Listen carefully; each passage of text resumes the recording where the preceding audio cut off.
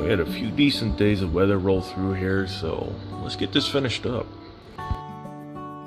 In an effort to save a little bit of time off camera, I just wet sanded and polished this. If you want to see that technique, just go back and check out the M1 build. However, that left a lot of polishing compound down in all the little nooks and crannies. So to clean all that out, I'm just going to put some regular water in my airbrush and just spray it out. It's really that simple. I've seen some other videos where people scrape it out with toothpicks. They do a deep colon cleanse with the toothbrush. That is not needed. Just use water. In another effort to save time, I edited out a lot of the masking. However, I wanted to show you this. In the past, I would just put a really wide piece of tape down and then trim out what I wanted painted. I found it to be much easier just to use multiple pieces of thin masking tape. It just results in a cleaner line, and you're not going to risk hurting the paint underneath. If you don't have any really thin strips of tape, it's just this easy. And since I still like to be as complete and thorough as possible, I'm going to do a little bit of masking here, but as usual, my little space heater's fighting me.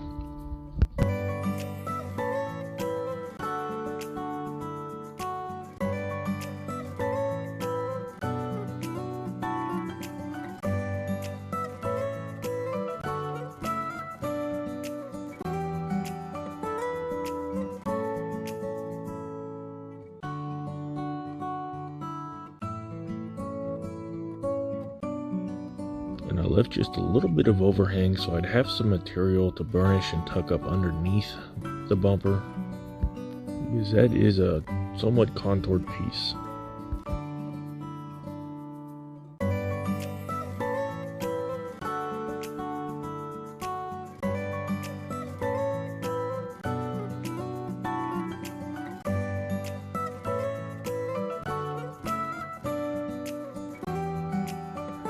Just take your time to make sure it's right, because it's a lot easier to do it now than after you spray it and have to redo it because there was a little bitty mistake.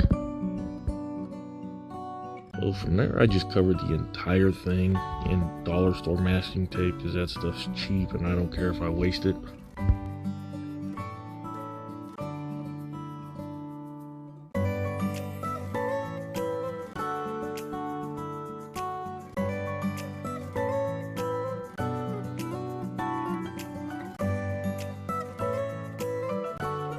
I've also discovered the cheat codes to life and not having to run my space heater all the time. I just close the garage, leave the car running. The exhaust warms it up no problem. And that giant pile of tape resulted in this step right here. I figured you guys would want to see me peeling off the last little bits of it.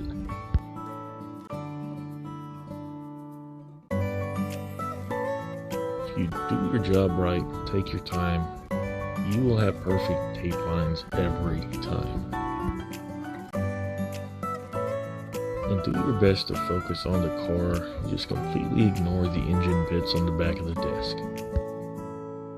I don't really do things in order, just whatever has paint or glue dry is what I work on next.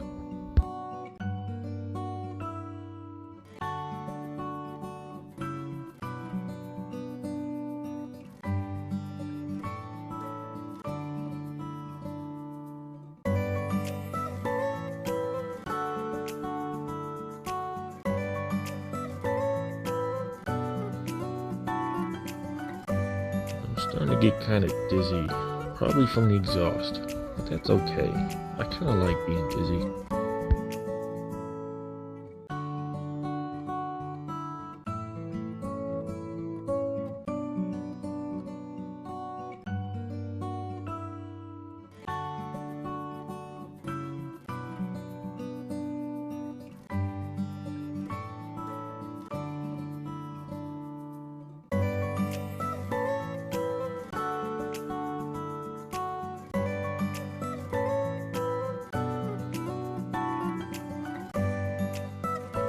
I'm gonna cut this here because my cat just scared me so bad that I'm gonna go put her up for adoption.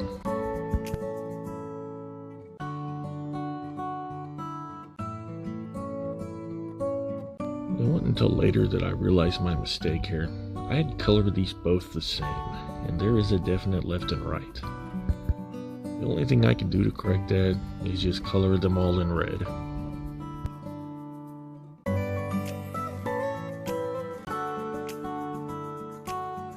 You'll see later that it doesn't really matter, because once I put it behind the grill on the bumper, you can't even tell that there's tail lights back there, so yeah. It didn't hurt me.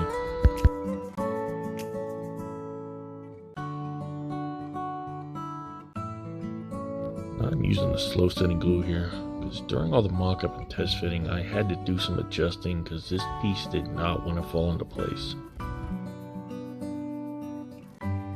And of course it just fell into place first try here.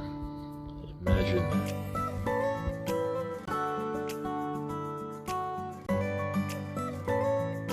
I installed the windshield off camera because it was quite a chore and it took a while and a lot of glue. Now while I did straighten out the roof line, it's still not perfect. But looking at this gap here, there's no gap on the other side or anywhere else. I'm thinking that core shift that I had to fix on the rear bumper affected the roof in just a little small way.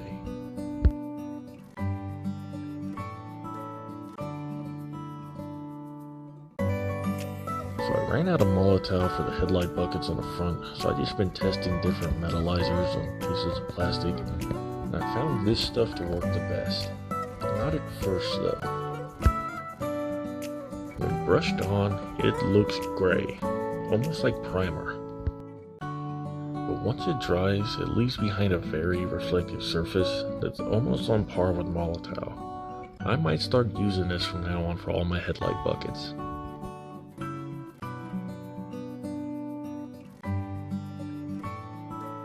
I double checked and I'm paying attention. I am not going to make any more mistakes like I did with the taillights. There will be a definite left and right when I'm done here.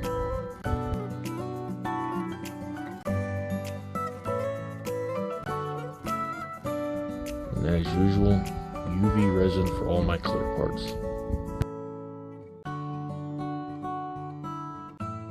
Now this stuff will find its way through the areas that I had colored in with a Sharpie. It just takes a bit more burn time, but it will hold just as well.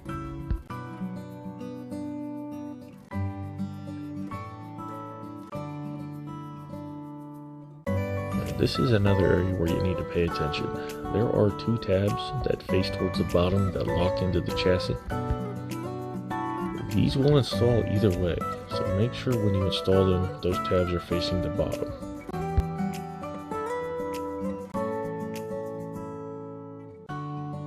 Now, the box art shows black in there where my thumb is. On the real car, that's an impact strip for when people are idiots and open their doors.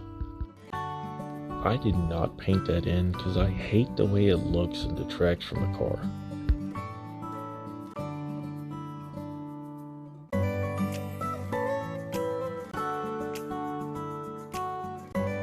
And all I really did here was just kind of tilt this toward the driver's side a little bit so it actually looks somewhat real.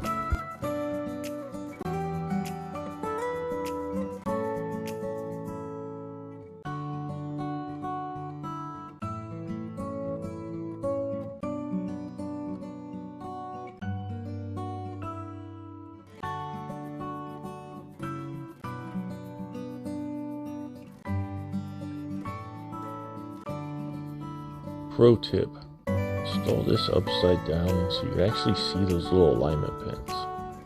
Makes it a little bit easier.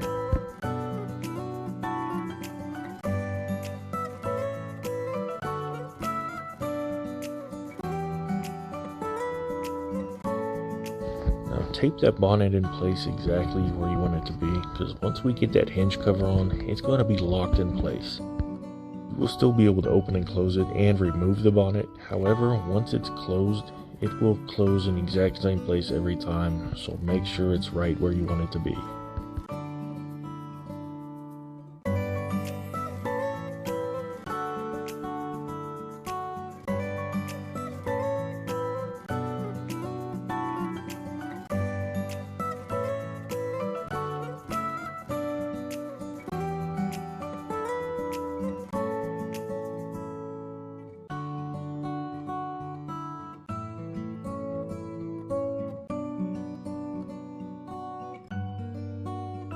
It's kind of funny that this stuff had absolutely no problem penetrating through that thick layer of plastic to get to the resin below. And I mention that because my entire life I've had reptiles and they thrive on UVB and UVBA ultraviolet light. The general rule of thumb is that stuff will not penetrate through plastic or glass. And I am currently in the process of building a new enclosure for one of my bearded dragons, so I will keep that in mind when it's time to set up the lights.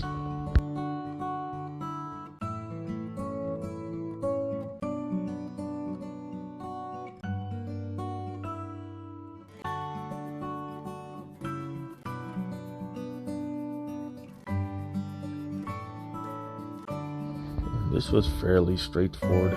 Just like the instructions said, it's going to be a tight fit. You do need to pry out the body panels a little bit. The biggest thing to watch out for is the exhaust tips, because they will hang you up. But once they clear that rear valence, everything will just fall into place.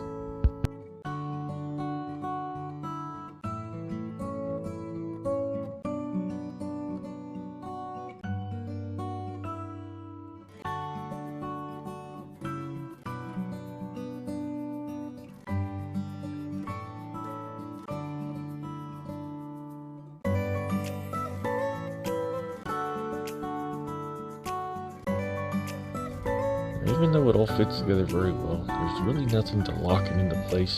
The instructions recommend a piece of tape to hold it all together while some glue dries, so I'm going to do just that. Instead of glue, however, I'm going to be using a 2-part epoxy.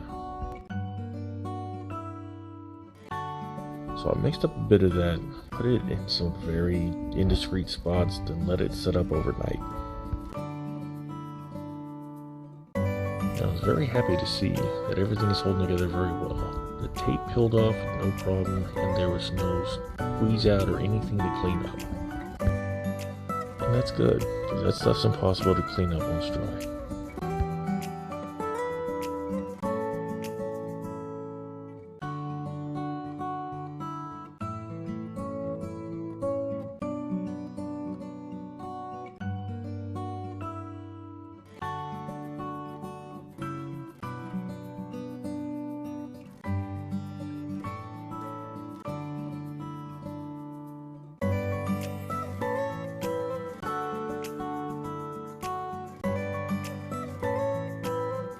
Splat.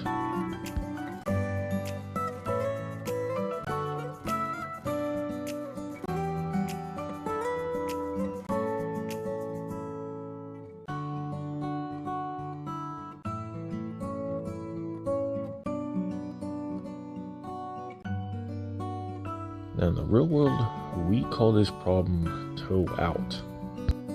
Meaning, when the wheels are pointed straight, they're still both kind of pointed outwards a bit.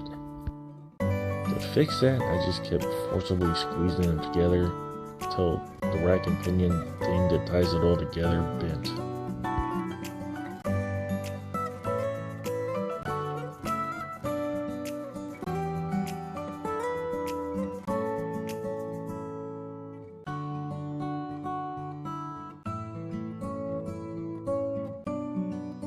Once all 4 of the wheels are on, we can set it on a flat surface and make sure it's sitting straight. To do that, just press down on all 4 corners, rock it a little bit. If there's any play whatsoever, it's hard to fix at this point, so you just gotta live with it. Now there is a bit of wiggle to the actual body, however, all 4 wheels are touching the ground.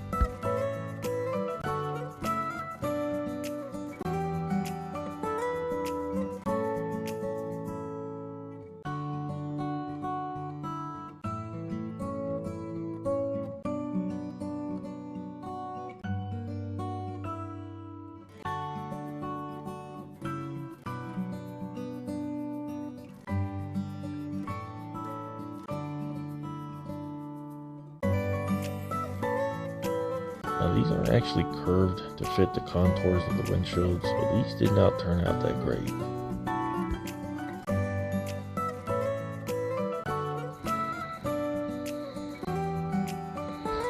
This was also not easy to do. These pieces were so little, they don't align that well. What I ended up doing was just leaving them upside down and letting them all rest against the valence.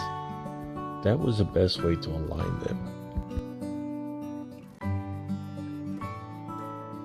Man, you guys really can't even tell there's a tail light back there.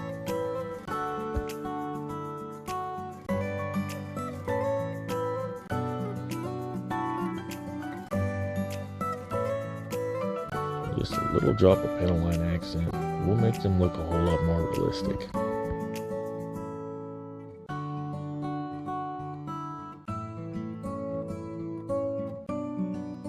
And that stuff will do wonders for everything.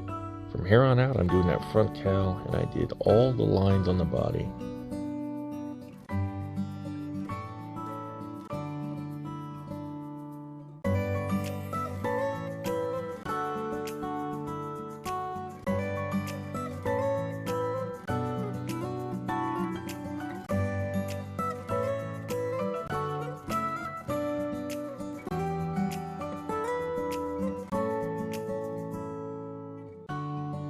That's it though, guys.